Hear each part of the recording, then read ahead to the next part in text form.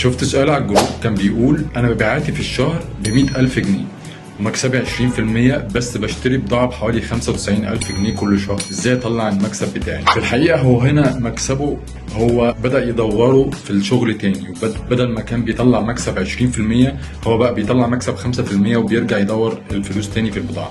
ده موضوع كويس ومفيهوش مشكلة. فأنا هنا عايز أقول إن هو الراجل بقى مكسبه 5% بس، يعني هو بدأ يطلع 20% ويدورهم تاني في البضاعة ويطلع لنفسه 5% فقط. ده شيء كويس جدا، وهو ممكن بعد كده إن شاء الله الموضوع يكبر معاه. وأنا حابب أوجه له الرسالة دي أصلا، لو أنت فعلا بتعمل كده أنا عايزك تتخيل بعد فترة، بعد سنتين 3 4، بعد ما كان رأس المال بتاعك 100,000 جنيه، تخيل بقى لما راس المال بتاعك يوصل ل 500,000 جنيه، وساعتها تحب تطلع منه 5% بس، ساعتها ال5% دول هيبقوا 25,000 جنيه شهريا، وده مبلغ كويس جدا وحلو جدا. فكمل زي ما انت واستمر في ان انت تكبر راس المال بتاعك، لان ساعتها المكسب والارباح بتاعتك هتكبر بس مع الوقت.